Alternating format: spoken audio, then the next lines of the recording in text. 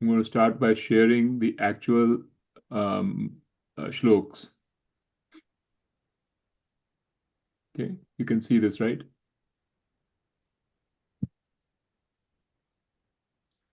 Hello Atul, hello Kiki.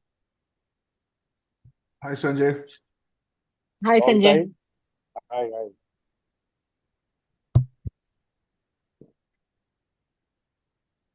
Okay, so this is now chapter 13, number 7, 8, 9, 10, 11. So we start with number 7. So it says here, so before this, Krishna Bhagwan was kind of telling that what he's going to talk about now is called Gyan. Now, in Sanskrit, Gyan can have multiple meanings. One meaning is knowledge, that is Gyan. And another meaning of Gyan is a means a means of knowledge. That means how do I get Gyan? That is also called Gyan. Very complicated language, Sanskrit. So, depending on the context, words can have multiple meanings. And of course, multiple words for one meaning, wo to hai. So here, Gyan means a means for knowledge. And we know already that there are the principal means for knowledge is Shravanam, Mananam, and Nididhyasanam. That's the principal means of knowledge. That means to listen to the teaching repeatedly, systematically, ask questions, absorb the teaching properly in the right way, from the right guru, from the right parampara. So that is called Shravanam. Then you have Mananam, which means clarifying any doubts. And then you have Nididhyasnam, which is contemplation, contemplating upon the teachings that you've heard and trying to see how do they apply to my life. That process is called, basically assimilating the teachings, not just understanding what is being said, but to assimilate it in your life. That's called Nididhyasana. So that's the main sadhana for learning for Vedanta. But that sadhana requires some ancillary support sadhanas. Meaning, in other words, you have to prepare your mind to be in a position so that it can properly do Shravanam, Mananam, Nididhyasanam. And Hamto, we are, much more uh, mature now in this area, and we kind of are introspective. But most people are not. They don't have a mindset which is ready to grasp, which is ready to first understand what is being said, and secondly, of course, to grasp what is being said. Because their mind is consumed with their day to day, with their desires, with so many other things. So, what Krishna Bhagwan is saying here is, what do we need to do in order to get ready for this teaching? And even before what do we need to do, he's saying, what is it that is actually needed? What are the lakshanas um, that a person should have? Like when we know that okay, this is what I'm looking for, this is my end goal, this is where I'm going, then you can say, what do I want to do? The means to get there is karam yoga and all of that. But what am I looking for in my mind? What does a mature mind, a mind which is ready for teaching, what does it look like versus a mind which is not? So this whole thing is a very detailed discussion about that. Okay. So it's a detailed discussion about what does a ready mind look like, which is ready for Shravanam, Mananam, Nididhyasanam, which is ready to hear and absorb and assimilate the teachings of Gita.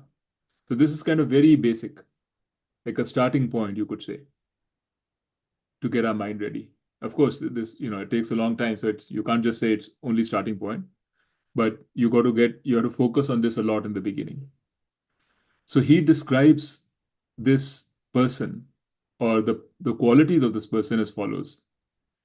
So the first shlok is he's saying what is needed is Amanitvam, Adambhitvam, Ahimsa, Kshanti, Arjavam. Acharya Upasanam, Shaucham, Sthairyam, Atma Vinigraha. So, so this is a lot said in 2 lines. So I want to kind of break it up for you. So what all did he say? He said first Amanitvam and Adambhitvam. So they are kind of close to each other. So Amanitvam means not having Manitvam. And what is Man? We know what Man is, right? Man Samman. People want Man Samman. So जो मान सम्मान होता है वो मान होता है, respect. So a desire for respect or a desire for recognition is called amanitvam. And we all have that desire for recognition. In fact, I remember when I was younger, I read somewhere that one of the motivators for marriage, why people marry, is for desire for recognition. They want someone who's very, close to them and who can truly understand them and who can truly acknowledge them as human beings, as worthy human beings. So that's what is the desire for recognition. So if I do something good, I want to be recognized as having done that good. Not a false recognition, but a recognition for my qualities, for things that I do well. Like if I have learned Sanskrit, I want people to know, oh, Dheeraj has learned Sanskrit. Good. That somebody should praise me. Oh, great, you've done a wonderful job. You learned Sanskrit. That is a manitvam, a desire to be recognized for your qualities. And close parallel to that, or rather a little bit more intense than that, is Adambhitvam. That is Adambhitvam means a desire to be recognized for things which you don't even have. You pretend you have. So, for example, if I have not really learned Sanskrit, but I pretend, because you guys know even less than I do. So if I pretend, hey, like I pretend I know a lot. That is Adambhitvam. So in Swamiji's book, he gives an example. He says some people they may be in debt. They have a lot of debt. They have no money, but they will buy 5 gold rings and they will wear those gold rings and flash them around, so that people around them think, oh, this guy is rich. You know. So that's called Adambhitvam.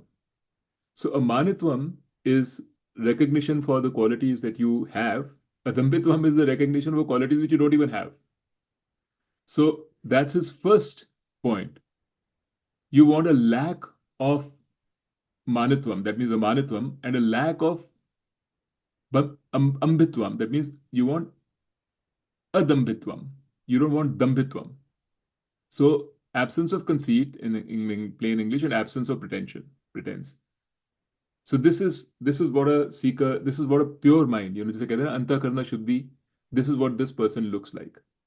A person who has antakarna shuddhi would not have either a desire for recognition or a pretensions. So I'm actually going to take you through all of them right now very quickly, and then we will discuss a little bit deeper, where this comes from and why he's saying all these things and so on. Then the next one he says, so ये हो गया अनामित्वम, यहाँ पे अनामित्वम and adambhitvam, and then in the end he's saying here ahimsa. This is he's saying ahimsa. So ahimsa means not non-violence, not wanting to hurt. And Swamiji made this out to be a very big, he says it's a very big quality. In fact, actually, this is the one quality of a sannyasi. So they take a vow of ahimsa. That means we will not hurt anybody. But ahimsa itself is a very complicated concept. Like, if Arjun is going to kill all these people in the war, is that ahimsa or not? So the way Gita describes, or the Parampara describes it, to say that ahimsa is a dynamic concept. By dynamic, they mean it changes from context to context. What is ahimsa changes upon the situation. One thing could be ahimsa in one place, in one circumstance, and it could be hinsa in another circumstance, the same thing.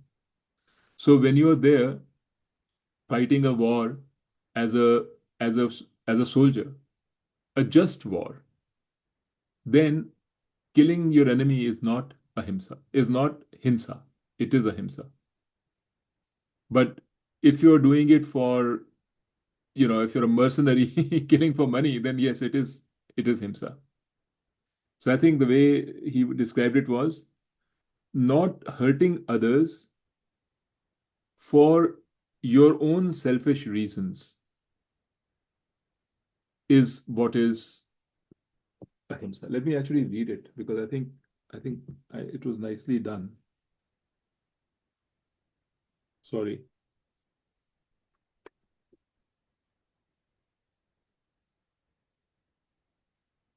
Really, I mean, you should, this chapter, if you should read, because Swami Dayanand has done an absolutely fantastic job of describing these. So he said, do not deliberately, for your own sake, hurt another being. That is ahimsa.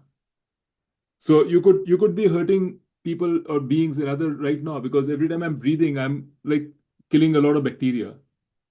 That is not ahimsa. I may by accidentally do something. That is not ahimsa. I mean, that's not himsa. Yeah. Himsa is if I deliberately, for my own sake, hurt another being. And therefore, it depends very much on, context, on time to time. Then the next one he said is Kshanti. So this is also a very important one. Shanti means accommodation. And actually, Hinsa and Shanti, just like Adambhitvam and Amanitvam go together, Ahimsa and Kshanti go together too. So, Kshanti means Hinsa is not to hurt anybody. Shanti is not to hurt another person, even if that person hurts you. And again, this has to be very well understood also. Kshanti means accommodation. So, Swamiji describes here, he says that the first impulse that happens in you when somebody does something wrong to you is there's a emotion, there's a desire to do something wrong back. It's like based out of anger because there's a this emotion comes up. So he said being able to control that emotion and let it pass without acting right away is shanti. And the way and in other words, he calls this accommodation. He's saying a person who is shanti understands the context for why something has been done. That it's not personal to you. It's because of the person's own issues and its own, compulsions that the person is doing whatever he's doing. So we'll get into that more because all of these are driven from the Vyavaharika vision of Vedant, which is understanding Ishwar. So we'll kind of get to that after we finish this. Then after Shanti, he said Arjavam. And actually for me personally, I think this is one of the most important. So Arjavam means being straightforward. So being very, having integrity. That is Arjavam. So Arjavam means saying what you think and being and doing what you say. So in other words, there's complete alignment between what you're thinking, what you're saying, and what you're doing. You're not just saying things because it seems strategically the right thing to do, and then you mean something else and you say something else. That is lack of arjvam. And integrity is very important for many, many reasons, but definitely for Antakarna Shuddhi, it is extremely important.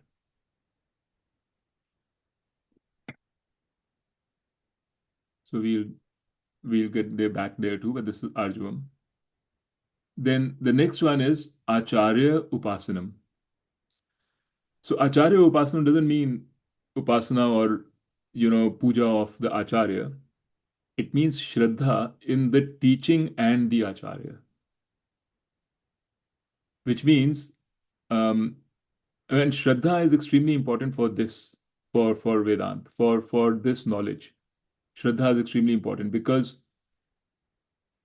this knowledge can be counterintuitive, and and we need to give it a chance. It's a pramana. We need to give it a chance to work. So let me take a little diversion here to explain. what that means and why it is important. So, Vedanta is a means of knowledge, a means for knowledge. It's not a, at the end of the day, Vedanta is just a means for knowledge, for knowing yourself. We know that we can't know ourselves using our own thinking because the subject can't know the subject.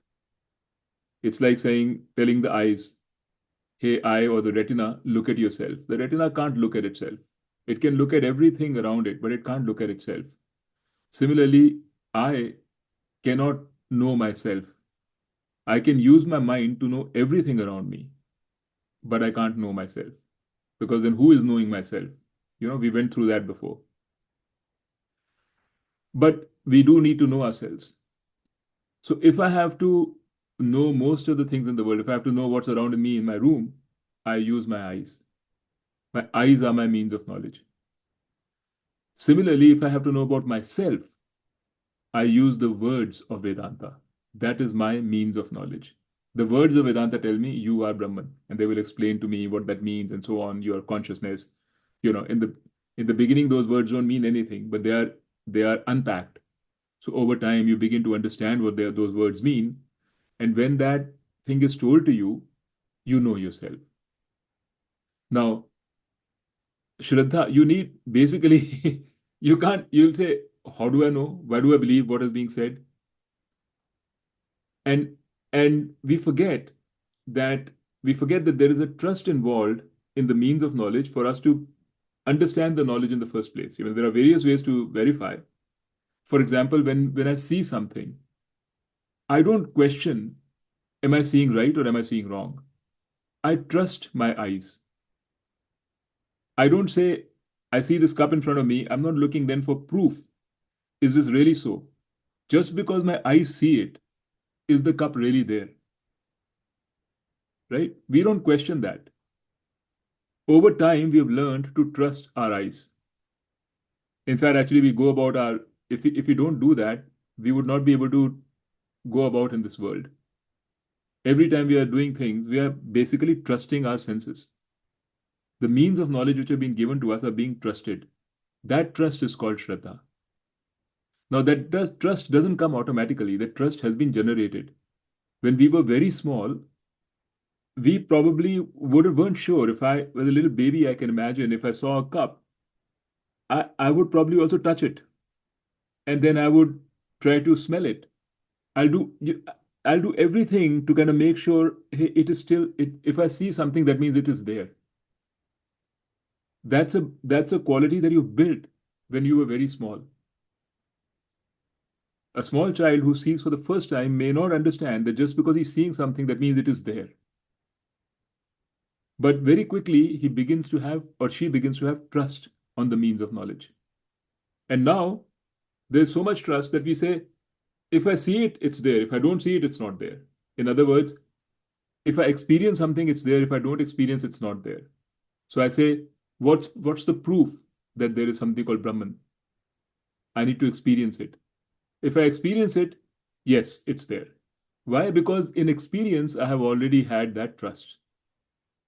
I've already built that trust. But it was not a given. It didn't, that's not the way it started. You built it. So now you're being exposed to a new means of knowledge, not a new object only. You're being exposed to Brahman itself is a new object for you, because you don't know it. But Brahman is not really a new object. It's always been there. What you've been exposed to is a new means of knowledge. You're being told that to get to know Brahman or yourself, Atma, you can't rely on your eyes.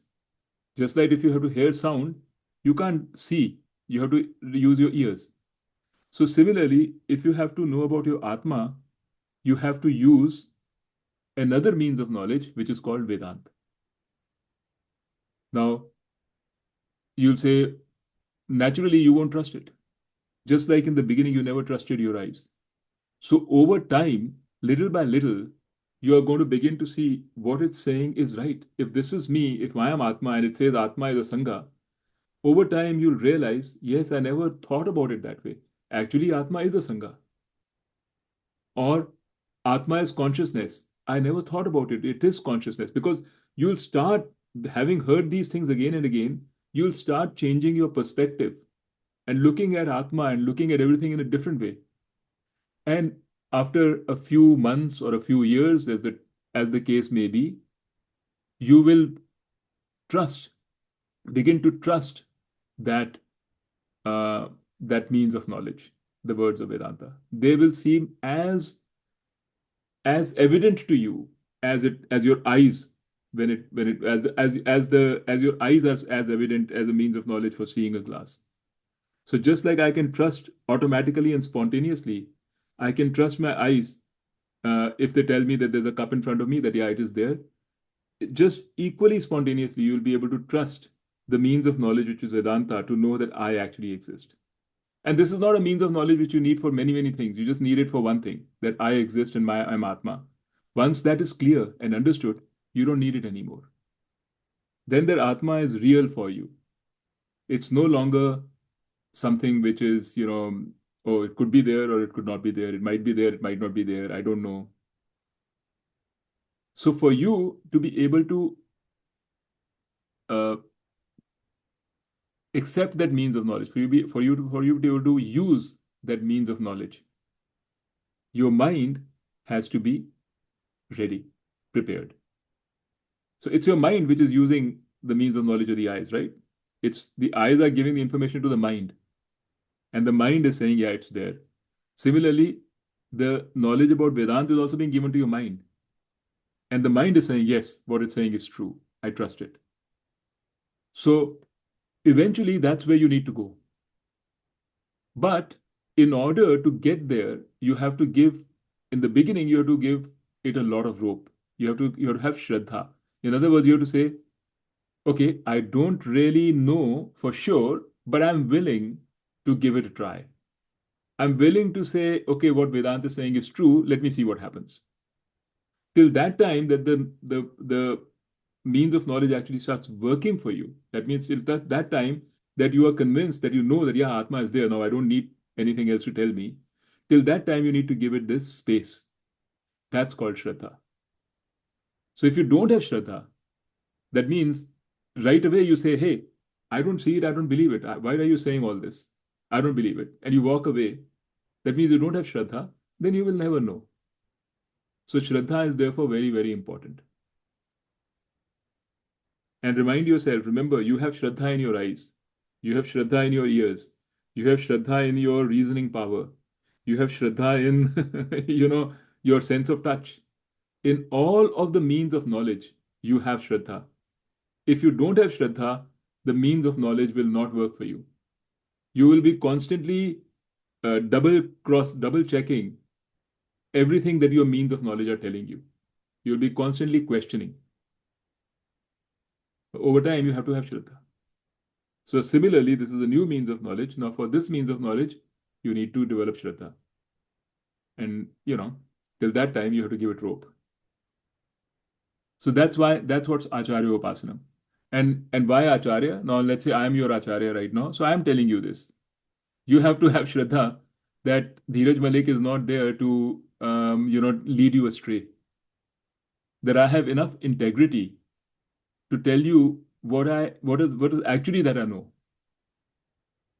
If you didn't have Shraddha in me for telling you that, you would not gain anything from this.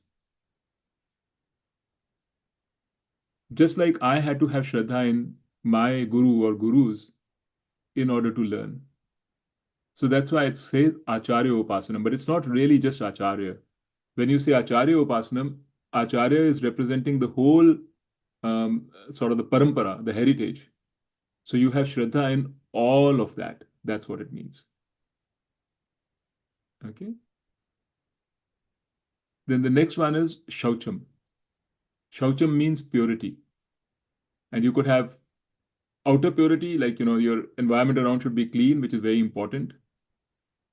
When you're thinking and studying and contemplating, you want to be in a clean environment so that you're not constantly disturbed. Like Swamiji said, if you go to the jungle and the jungle is full of wild animals, what contemplation will you do? You'll be constantly scared that I'm going to be attacked.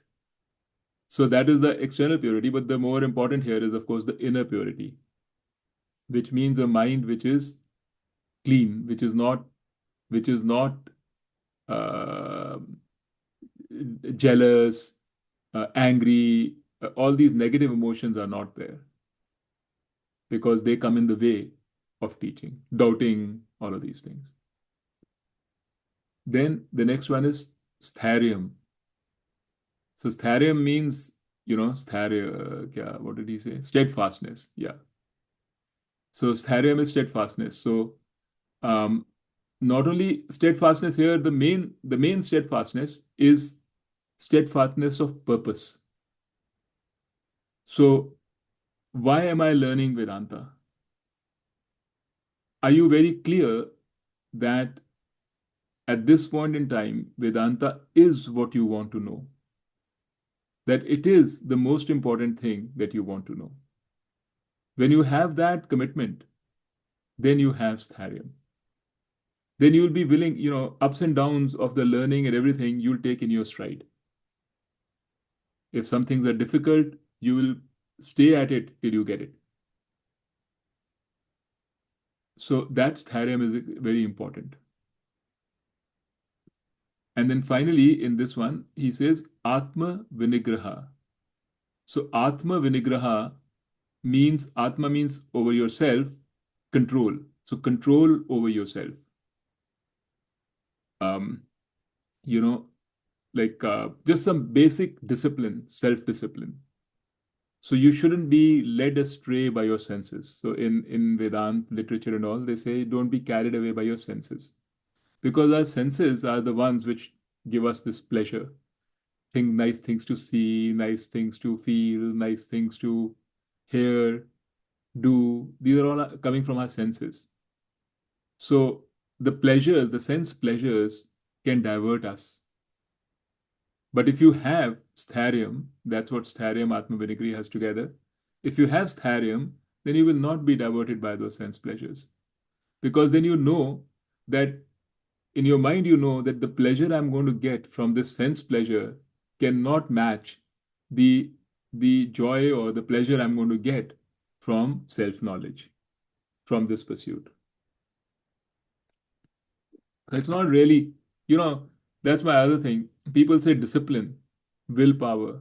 It's not really discipline and willpower. Discipline and willpower is a something which is there. Yeah, sure, it's important in its own way. But more than that, it's knowledge, it's understanding, it's a commitment. If I know that this knowing myself is so important for me, it's more important, then it won't take much discipline for me to give up on whatever distractions, however pleasurable they are, in order not to affect my to complete remain my focus on this.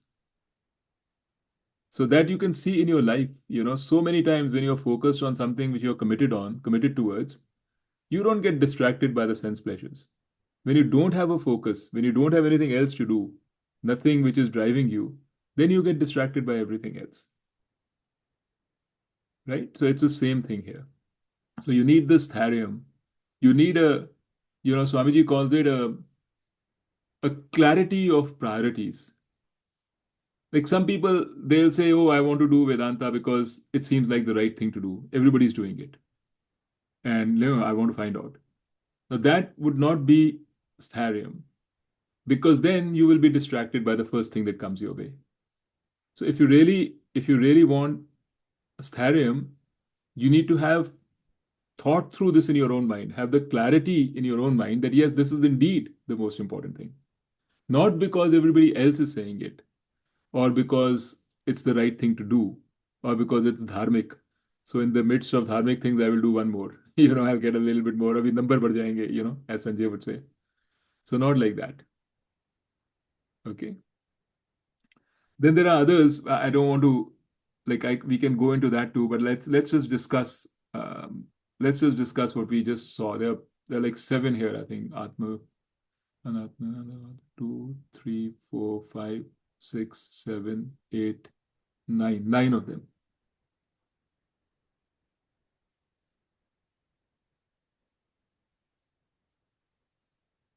Yeah, nine. So, first of all, nothing like unusual or surprising here, right? For you guys. No.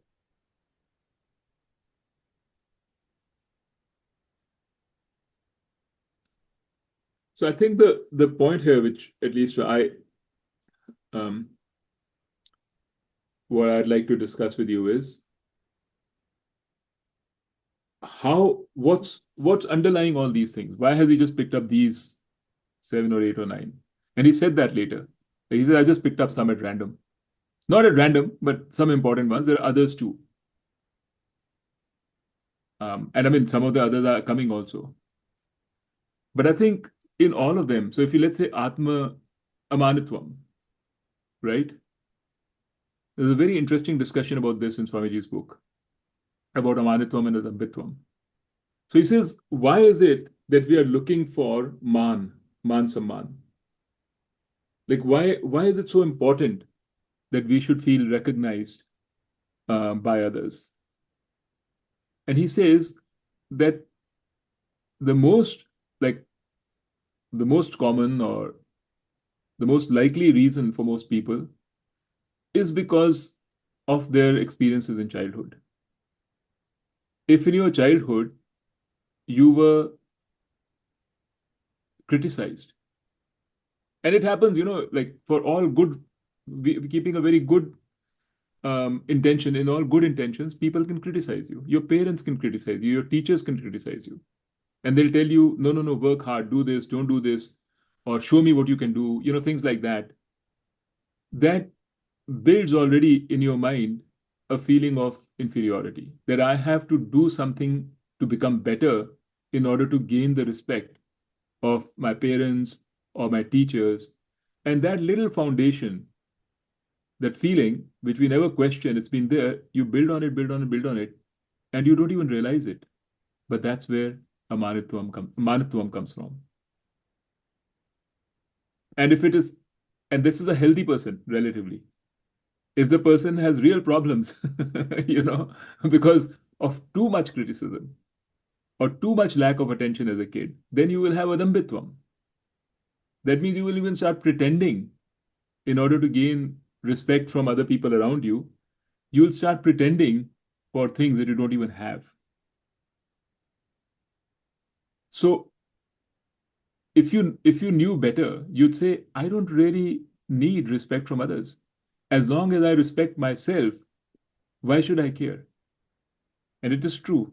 If we respect ourselves, why should we care what other people think? But we don't. We don't respect ourselves and we care what other people think.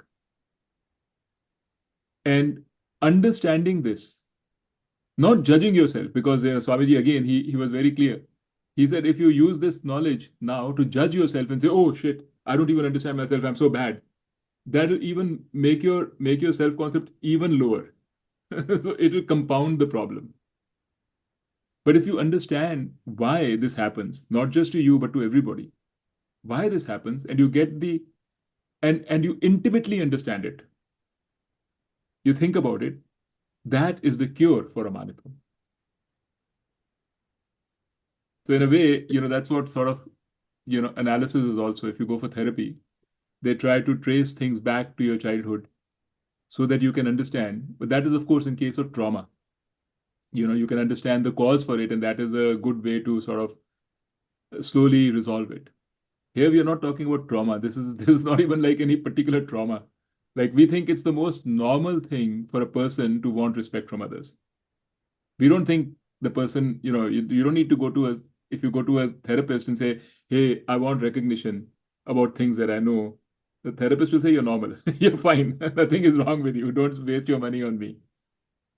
But if you want to be if you want to have antakarna shuddhi, if you really want to pursue this knowledge and improve your life further, then you have to go beyond this normal.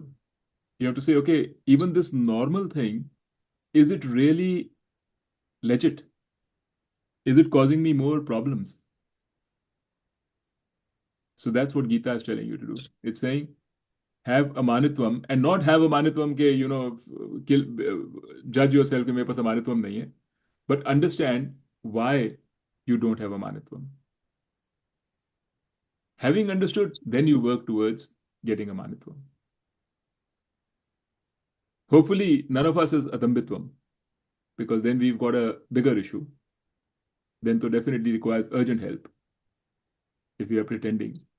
But I think it's pretty normal to want recognition. And a lot of our efforts are lots of times driven for the desire for recognition, right? Legitimately. And that's America is all about that. It's all about reward, recognition and reward.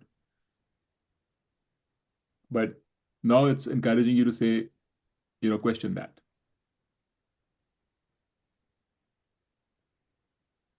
Right? Now, same thing if you Yeah. take the other two, which is Ahimsa and Shanti. Sorry, Sanjay, you were going to say something? No, no, fine. Okay, now you take the other one, Ahimsa and Shanti. Why is why do we have Himsa? Actually, according to Swamiji and according to Gita, our natural inclination, as a human being, our natural impulse is not to have Himsa, is to have Ahimsa. Ahimsa means having sympathy for the other person. We have motor neurons which respond to another person's pain. Atul, you can check with your psychologist, I mean, your neurologist friend. He will tell you about it. They're called, I forget the name now, but when we see pain around us, our brain responds. It's not something we do consciously, it is an unconscious reaction in human beings. So, sympathy and concern for the other person is a natural instinctive reaction. But over time, we have learned to not listen to it because we ourselves have become hurt. So we've become hurt ourselves, somebody has hurt us. So we've come to the conclusion it is better not to be hurt. If I'm too sympathetic, I may get hurt. You know, so I may be taken for a ride. So our learned behavior is Himsa. Our natural behavior is Ahimsa. So this also, if you really deeply understand this, if you see the truth of this actually, and see why Himsa comes to us, why is it that another example Swamiji gave was that of a tennis match. He said two players playing Wimbledon finals, they're both wanting to win, and they've given it their all. You know, this is the culmination of their career. One person will win, the other will lose. He said the guy who wins in the end, he is so happy, so relieved. But he said when he goes to the net to shake hand with the other guy, and he sees the other guy in pain, the disappointment of the loss, he said, however hardened that person is, and however momentary the feeling is, there will be a feeling of sympathy and understanding and pain in the winner also. For a moment, he will forget his win, just even if it's just for a moment. So is that comes from our natural tendency towards ahimsa, which we have learned to override with other things. We've learned to kind of you know not listen to it. And Shanti is even one step further. Shanti means that when other person is actually is hurting you, not to hurt back. हिंसा में तो the other person has not done anything to you. वो सीधा सा चल रहा है, तुम उसको तंग कर रहे हो. Shanti में the other person has actually hurt you. So you say, there's a legitimate reason for me to hurt back. And you will be completely within your rights. Our justice system, the society, the world, they all say, in self-defense, you can hurt somebody else. It's okay. If someone has hurt you, you hurt back. That's supposed to be a very macho and a very good quality especially in America, at least. That you're not a pushover. You're not someone who can be, trampled with. Don't mess with me. That kind of thing. So Swamiji is trying to clarify here. Gita is not saying be a pushover. No, you should stand your ground, but you do not need to hate the other person. There's a difference between standing your ground and reacting on impulse and hurting the other person. What happens when you don't have Shanti is, say somebody does something bad to you or hurtful to you, your immediate response is that anger wells up in you. And he says all of the Shanti is also the root cause is the same as the Himsa root cause. It's because you take it personally. You think he has hurt me. The me is the important point. Whereas there is a reason why the person has done what he has done because of his own circumstances. If instead of you, in place of you, there was somebody else, he would have probably done the same to that person too. So if you do not have a self image, which is a strong self image, if you don't have confidence in yourself, if you don't think yourself worthy, then somebody's hurt is going to shake that self image. And when that self image is shaken, you will be angry. You will see nothing else. You will just see your hurt. But if you have a strong self image, then when the other person says something to you, you are not affected. You have space. You have Shanti in your mind to be able to see the other person's problems. And this is really, it's so true. I mean, anybody who is married can see this. Because in marriage, two people, good people, they fight with each other because each person is hurt. Only when one of them has Shanti, has a strong enough um, sense of yourself, has strong enough self identity, has self worth, will that person be able to say, okay, it's not about me. Let me understand what is causing the other person to behave the way that the other person is behaving. And therefore, this self image, this strong self image, is very important for Shanti, just like it's very important for Himsa. And it's a strong self image which has not been strong from the beginning, which caused Amanitvam and Adambhitvam. So, a strong, healthy ego is the answer to all of these things. And similarly, Arjun, why should we not be straight? I remember this, like I've had plenty of experiences where I've because growing up in India, I don't know whether it's true anymore, but during our times, straightforwardness was not a virtue. We all were bolte kuch the, karte kuch the, one way or the other. And we never thought that was something wrong. We thought we were very smart. दूसरे को बुद्धू बना रहे हैं. Look at how smart I am. And it took me a while to realize that the only person जिसको मैं बुद्धू बना रहा हूँ is me, not anybody else. because because I'm kidding myself. The reason you need integrity, other than the fact that without integrity there is no relationship, nothing of meaning is possible, is because it gives you feedback. Let's say let's say I truly think that I am the best. There's nobody like me. There could be two ways that I could behave. One would be I would pretend नहीं नहीं नहीं मेरे जैसे मैं तो बिल्कुल ऐसा ही हूँ नीच हूँ कुछ नहीं हूँ you know but in my mind I believe I'm really good, but to the others I'm projecting I'm not good. So the other persons will also be confused. They also won't know what I really think. They definitely won't. They'll have suspicions, but they wouldn't give me the reaction I need. But if I actually think I'm good and I say that to others, I am good, I really am good, that will give you the opportunity to get feedback. You'll get feedback which could be painful, but that feedback will correct you.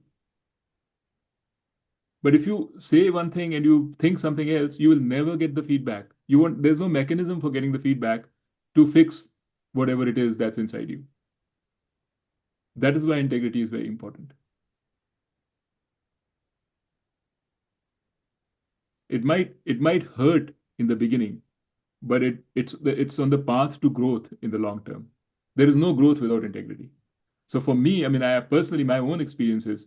This is a very, very important part of Antakarna Shuddhi.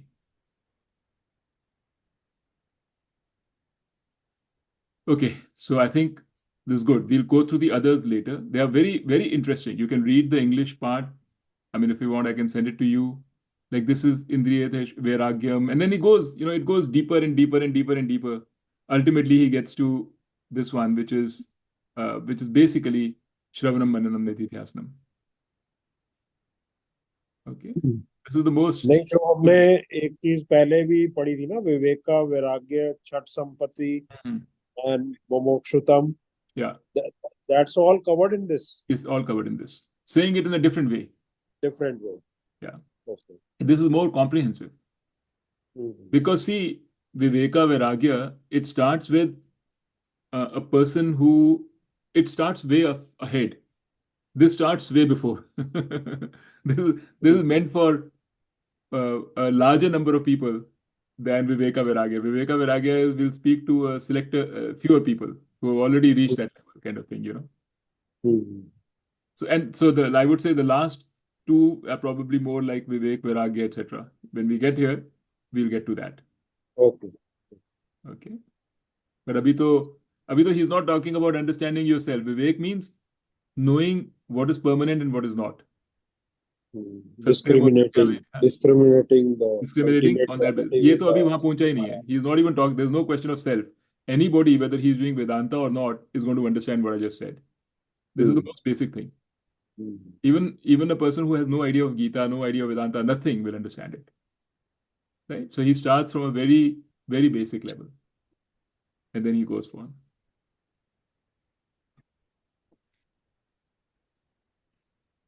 So I just wanted to leave. Also, these things are, sorry, these things are, it's not like very binary where you must have absolutely imbibed these qualities in order to proceed. A relative amount of these qualities will build on themselves, Yeah. right? There's a feedback loop between these knowledge being, this being prerequisite for knowledge, and then having a little knowledge, and that knowledge feeds it more, and then, Yes, yes. Yeah.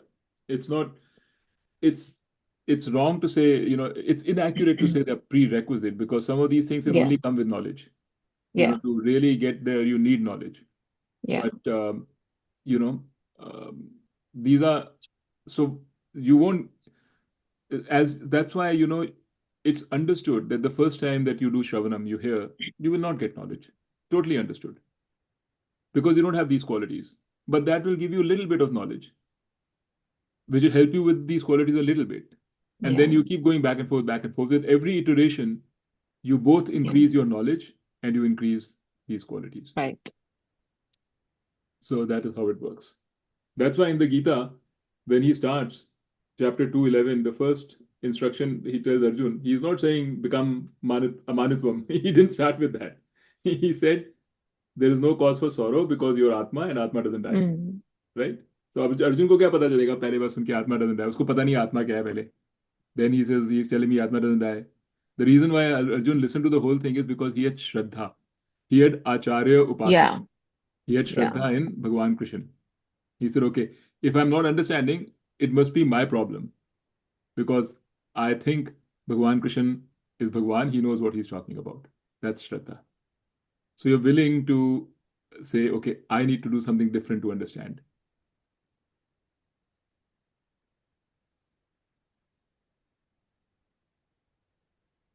Okay. So any other thoughts you guys have on these things? Do they make sense to you, Atul and Sanjay? Yeah. Are they doable or not doable? Yeah. Everything is doable. Impossible is the word in the dictionary of fools. है ना? Mm. Yeah. We can at least give it a try and see the results. What do you think, Atul? Yeah, makes sense. So yeah, it's not. I'm not going to let you go with that. That's not okay.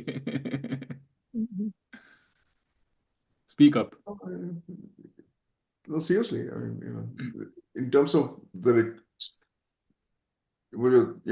slide that you stayed on for a long time, those requisites, almost all of them are make sense and logically or personal experience.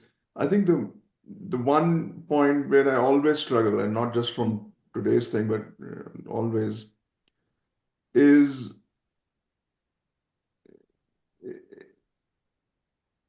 this thing about. I mean, the headline is Shraddha, but I mean, I think the question is about what's the interpretation of the word Shraddha. So, any incremental knowledge requires Shraddha. I mean, Absolutely. that's almost like a prerequisite. Right. You have to, Exactly. if you say that you got it all, Yeah. you'll never accept anything else Yes. because you got it all. Um, so to that extent, Shraddha, the open-mindedness is a prerequisite. But if Shraddha starts meaning that you have to take it even if it's not sitting right. अब जैसे मतलब जैसे होता है ना कि there are certain medicines you take it नाक बंद कर लो. You need a lot of Shraddha to take medicines, by the way.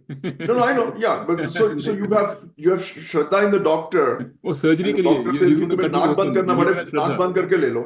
हाँ. So that's one kind of Shraddha, and it usually works, right? But the other kind of Shraddha is the same doctor will also tell you कि अगर तुमने कुछ खाया है, and if it's not sitting right, don't just keep eating it. I mean, if Yes, your body exactly. is trained to tell you कि भाई ये तो गड़बड़ हो रही है, उसको बंद कर दो. So there your Shraddha is, you can't say Shraddha रखो यार, अच्छी चीज है, खा लो. No, no. अगर श्रद्धा रखने वाली चीज होती, then the doctor would have told you कि नहीं, भाई forget, you'll have no, side I'm effects, saying, but you still continue. So yeah, but what the I'm saying doctor is has that told you where to keep Shraddha and where not to have Shraddha, that's my point. right? That you cannot take it universally. No, no, of You course need. not. So I'm saying, so that's why I'm giving this example. कि medicine में you use that Shraddha because you have faith in that doctor, but the same doctor will also coach you that let your body tell you when not to have that Shraddha. Don't go by the label on the food, or don't go by my neighbor enjoys it or eats it, can tolerate it, and therefore I should also be able to do it. Yeah. And actually here in Vedanta, let me give you the stipulations to Shraddha in Vedanta. So what Vedanta tells us is not to have just blind Shraddha.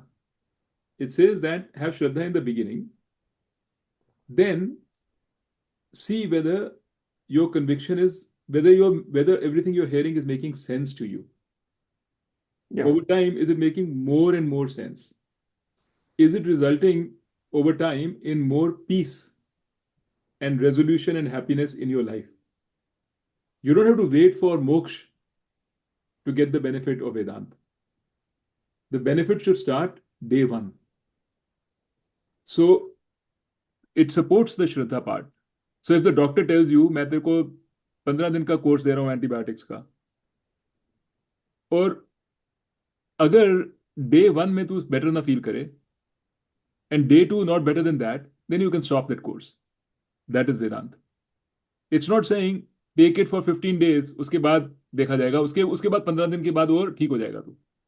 That is not Vedanta is saying.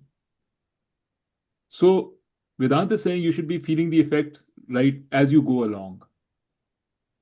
Especially if you're doing Karam Yoga properly. You'll be feeling the effects as you go along. So that is how the Shraddha is. And it's also saying, please do not take everything I say on face value. You have to do your own thinking. In fact, so much so that it's saying if you don't do your own thinking and you only take it on my face value, then you will never have conviction. Yeah. The only thing is that in the beginning, you give it a little time, at least for one day. Take it for one day. In other words, don't reject the teachings outright because the teachings seem counterintuitive to you. Fair enough. And actually, what happens is, what you will find, I mean, I know it from my experience, when I heard the messages of Vedant when I was in my 30s, I did not understand them. I didn't believe them.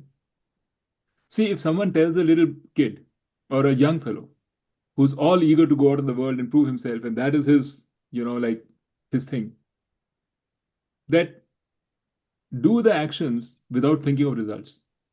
Do the actions for doing the right thing. That'll bring you happiness. That little fellow, that young fellow will never, most likely, not understand it. He may not say anything to your face because he may have respect for you, but there is no conviction. He might even actually, you might confuse that person because the person may actually believe in Gita and may believe in his parents who believe in Gita. So what you will introduce is guilt. He'll start thinking, hey, I am supposed to do the right way to do things is to do them for their own sake, but I am doing it to make money. It brings guilt. That is the reason why they say, do not, that there needs to be a readiness. Only when the person is ready, you should be giving this knowledge. Because then you won't bring guilt. Yeah, Then by that time, the person knows, the hey, I tried this and it did not work for me. see the message. So there is, the core message that you're giving about the readiness, that fully buying into that. But the example that you're giving, and then this, I'm going to link it to what Sanjay has said or used to say, at least when we started this, was that it's a shame that we don't teach Vedanta at an earlier I think stage. Sanjay was saying something different though. I think Sanjay was saying we should introduce Vedanta early No, no, yeah, so that Introduce when the person Vedanta is at a very ready early in stage. the future, he knows that there is something called Vedanta. yeah, yeah. And it has to be done But skillfully. yeah, but that was just a anchor Aside. point, just to wake up Sanjay. Okay. The the point I wanted to make was that at least my recollection of our time in India, and I'm thinking, till mid-20s, uh, by and large, we had bought into this Nishkam Karma, at least back then, by and large, in the sense that we needed a little reminding here and there, we needed a little prodding here and there. But I don't think there was any revulsion or any protest कि ये तो it makes this is utter nonsense. मतलब वो तो होता है कि 4 घंटे पढ़ लो, मतलब नॉट सेइंग कि 4 घंटे पढ़ के मेरे को क्या मिलेगा, भाई 4 घंटे पढ़ तो लो. That kind of a thing. So in other words, we did a lot of things because for the sake of doing those things, as opposed to always measuring ki, is it going to change my grade from 65 to 75? Yeah, maybe. I mean, I don't know. I think, I mean, if we were forced to do something, we were kids, and we had to listen to our parents. We were forced to it, so then we did them. But I'm talking about the time when you had free will. I'm talking about, say, when you were a young guy on your own, living on your own, um, had the independence and the freedom to do whatever you wanted to, and the resources. At that time, were you being directed by Nishkam Karam, or were you being directed by what is required in your career? I think At both. least in my case, it was definitely the latter. No, but if you think hard, I mean, I don't think this is a binary. Okay. But I can clearly remember that it wasn't even a 99-1 kind of a thing. I mean, there were significant things that were not necessarily directed to an obvious result. No, They no, of probably. course. I mean, I'm not, it's not an extreme, right? It's not, that's not what I mean. But did you understand why, forget what you're doing, did you understand why you needed to do, did you understand the relationship between Nishkam Karam and Antakarna Shuddhi, in other words? No, so those terms didn't mean anything. Yeah, I'm just using the term so that because now they mean something to So, you. but even in actually, this is probably a harder case to. I mean, the example I'm going to share is about work. So, in other words, you can say that work mein to, you're 23 years old, you trying to build a career and this and that. But I can clearly point to different things in my job back then, which were simply done because they were the right thing to do. Uh, and the good news in all this is that many of those things did have good results, but they were not being done because ye karo wo hoga, because there were shorter cuts available to get the same or similar result. So in other words, the doing was based on what is the right thing to do, and fortunately, the results also, 80% of the time, came about supporting that perspective. No, no. I mean, we were all. I assume that we were all dharmic. We didn't kind of, you know, No, no. Again, I'm not talking about conform with it. illegal or anything like Yeah, that. yeah. Or we didn't kind I mean of, that also, but that's not where I was going. Um, anyway. but so in other words, I guess the point I was making was that again, I can't speak to how it is today amongst the people in their early 20s, but back then, at least my recollection is that uh, that Nishkam Karm concept was not that alien. Again, I wouldn't say I that mean, we were all I felt students of like Dharma. I felt a little confusion because there are things I wanted to do, and then I wasn't sure whether they're the right thing to do. Maybe because I didn't understand Vedanta properly. So that could be all different personal things also. Eh, Didn't really know. At least in But my case, I don't think I associated any of this with Vedanta. I mean, I think the closest, yeah. So I don't think the term meant much to me, or if I was even aware of it as well, a. Abhibi, I don't think Vedanta is the thing for you. Even it's the same right now also, and I'm not No, sure if. no. So Vedanta is not a subject of study for me, but Vedanta is a term that I totally understand. So And what? Why? when I say it's not a subject of study for me, is that I don't think of this as that I want to study Vedanta. I think of Vedanta as a tool. So in other words, I have a toilet leak. I want to fix my toilet leak. Whether I use a wrench or a hammer or a plunger, So you know, Vedanta is a tool for what? for understanding life, for dealing with life. So in other For words, you personally, to how to really deal with other people. no, not people necessarily. I mean, so the headline is life. People come below the life, because you don't live in isolation. But so which is the reason why I'm auditing, right? Because I'm not here to study Vedanta. So at the end of the course, if I say that I haven't learned anything about Vedanta, that's perfectly fine with me because I'm But not here then to my, study my Vedanta. question to you is when I said Vedanta is a means for knowledge, Yeah, what that I did it mean? accept. What Yeah, did it mean for you? it's a tool. So it's a means to an end, right? So Means, that but what end to? So means to for study knowledge life, for means for what knowledge? about life, about living, about life. Which is why it's one of the tools in the plumber's Yeah, I toolkit. mean, I think you are kind of you've taken Vedanta and morphed it to your own sort of requirements, which is fine, no problem. But I don't. But that is not what Vedanta means when it says it's a means of knowledge. No, no, Vedanta is that's okay. Vedanta's. That's just so Yeah, you but, know. but, but, but physics also doesn't start out by saying it's a means of knowledge. Yeah.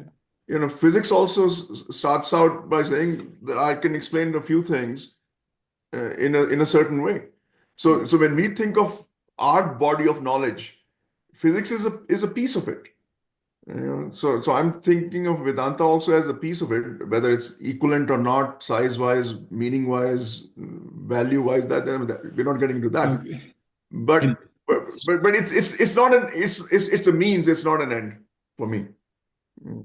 Actually, on this means of knowledge, can I just clarify for how when we use our sense organs as means of knowledge, and I agree, we form trust in it as we get older.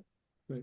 But for those, there is a collective affirmation, I see the cup, you see the cup.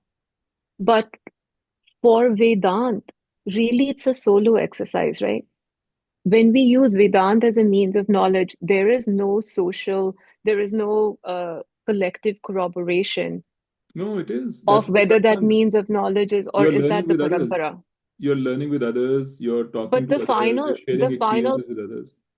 yeah, but the final way that it works as a means of knowledge is just completely internal, whether it works for me or not. That is a completely solo It's same exercise, with right? eyes and ears. You don't actually I'm know just what the saying other that person is there seeing. is, no, You don't that is know. true, but there is for every other means of, for every other object, isn't there a collective uh, we, affirmation? Yeah, That's what I'm we are saying. all In moving in Vedanta the also, same there's a world. collective affirmation. You're not coming to a conclusion which is different from somebody else's. Everybody from historical times, from Yeah, there that's true. on. That's true. Actually, that is absolutely true because even for everything else, nobody else is sharing what's happening in my brain. You just see the world in your brain, and I agree. I agree. Yeah, So yeah, it's not, it's yeah, just another, yeah, uh, it's just that this is yeah, something which most people, almost everybody that will know what their eyes are telling you. yeah, yeah, But there are not many people who have access to a means of knowledge to know their self, yeah, right? It's like a sixth sense, yeah. sixth sense organ. So those who have access, right, will say the same thing. Will agree Will upon agree. what they. Yes. Yeah, Yeah. true.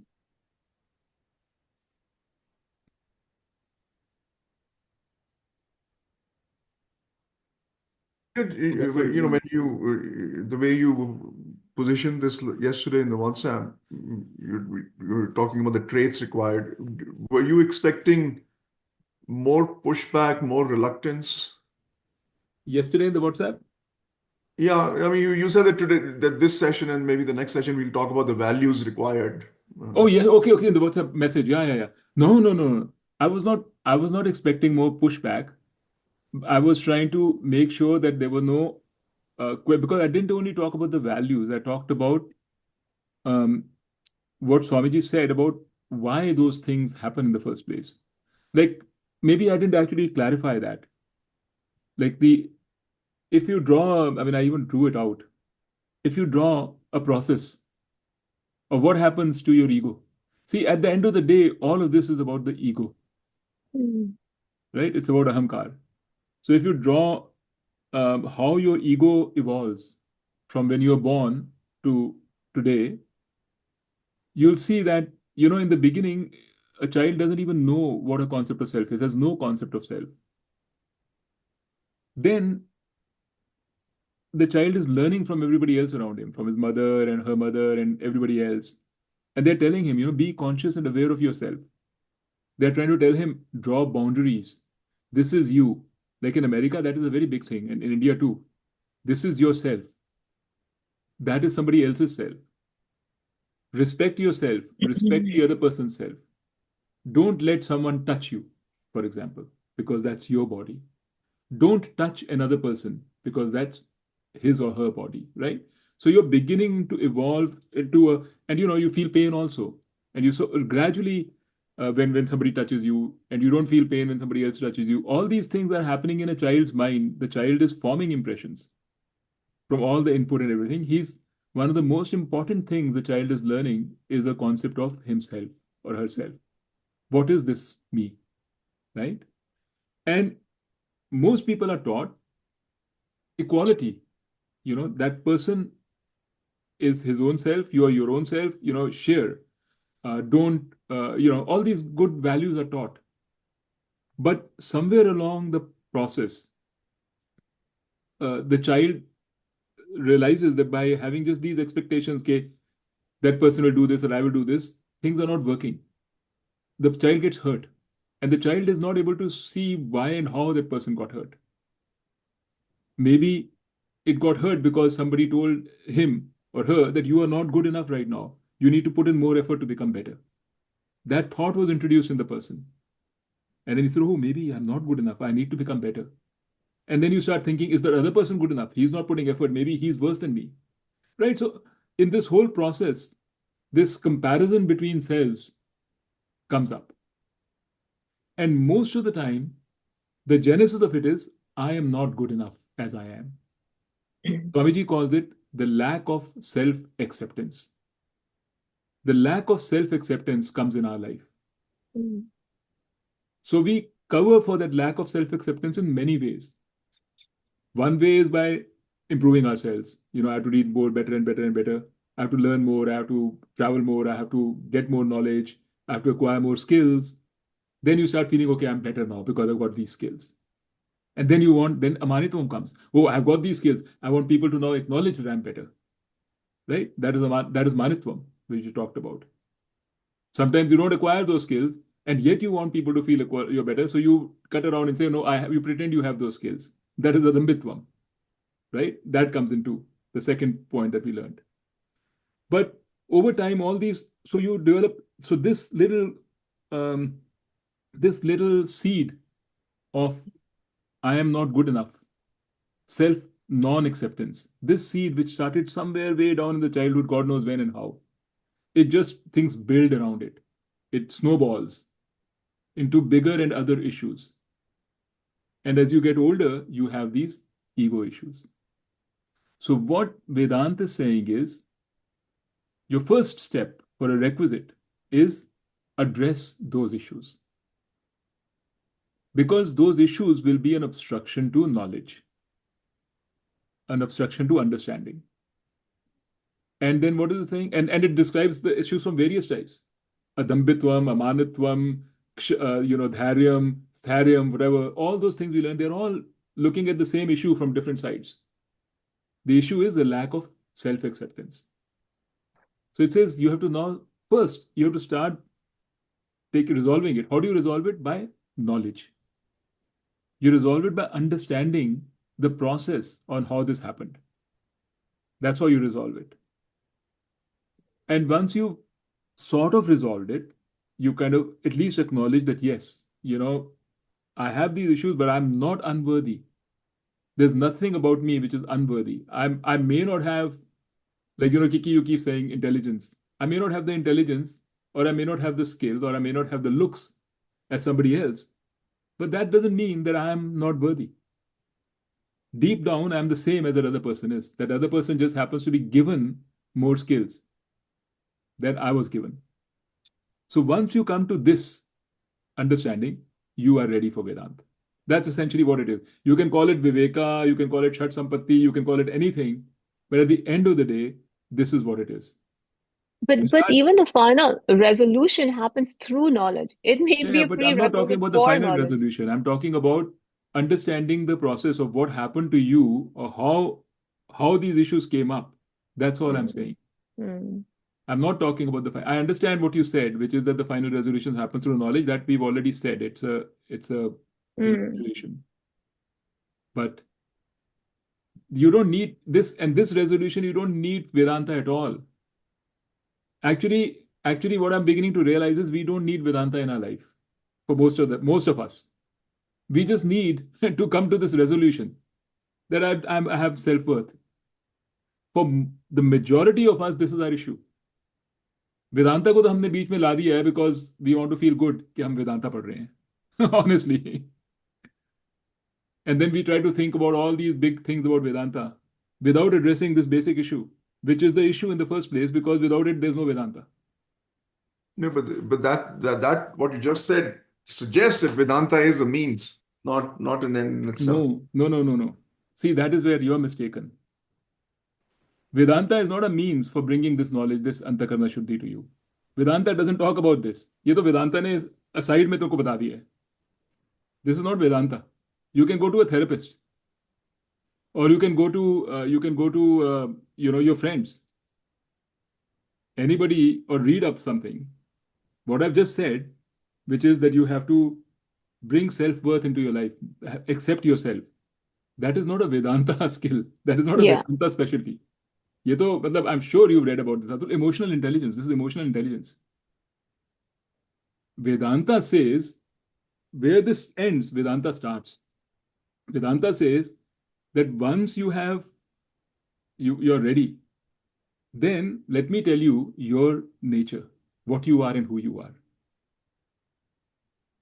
The fact is that till we have this sense of self worth, we are really not interested in knowing our nature. We keep kidding ourselves that that's what we want to know. Because I know, Kiki, you've been also saying this. This is what we are really interested in is having a good self image to remove the pain from our life. So, Vedanta, in the classical sense, and because Vedanta has expanded and said, okay, I'll help you in this process too. But in the classical sense, Vedanta says, after you're done with all this, then let me tell you who you are, because that will remove all traces of fear from your life, all traces of fear. It'll give you immense joy. It's not talking about reducing pain. Antakarna Shuddhi is reducing pain, getting rid of issues and pain. Now we're talking about immense joy. That is something which we are not, we've not even, I don't think we're not going there because we are not ready to go there for most of us.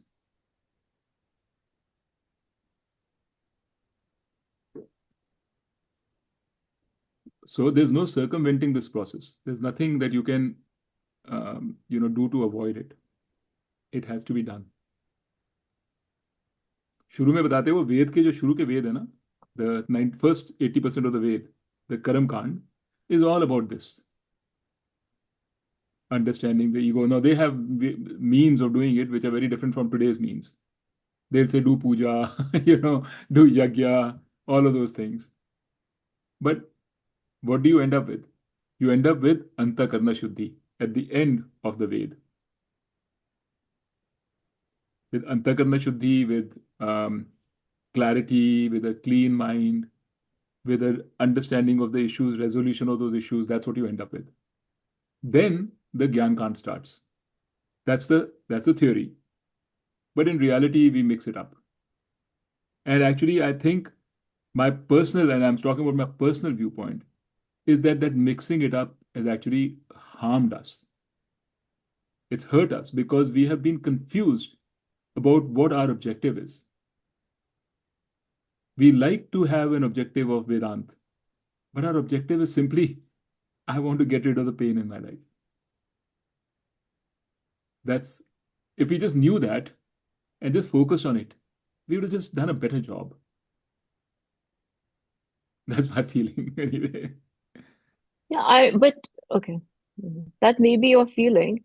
And what you were describing is, for instance, I can think of Mike. He's not interested in Vedanta, but he's totally going this way exactly for what you described, for the removal of pain, pursuing this, Yes. right? Yeah. But I think everyone, I mean, Anyway, I mean, I'm not going to, it's because not this is just a for, feeling. I don't want to have yeah. my own Yeah. personal I mean, feelings introduced into the teaching, because right, exactly. but the teaching also says, just so you know, the Yeah. classical teaching also says, Antakarna Shuddhi is the first step. It does give Yep. you some Karam Yoga in order to get to Antakarna Shuddhi. But that is the beauty of the Gita. Because Gita actually talks, Gita is even saying Amanitvam, Adambhitvam, right? All these things. Gita is gone to the level of the common man. Upanishads, for example, don't typically go there. They are much more, they assume that you've gone through all this, you've done the Karam Kand portion already. So, it's a little, we can all kind of interpret it the way we want to, whatever works for us. But the teaching is there. It's there and anybody can access it, make what they want of it. Everybody's journey is different. Your experiences could be very different from mine. It's totally fine. Yeah. Chalo. Shall we call it a day? Yeah. Sanjay? Yes, sir. नींद का time हो गया. हाँ. All right then. So we'll meet in 2 weeks, right? 2 weeks, yeah. Okay.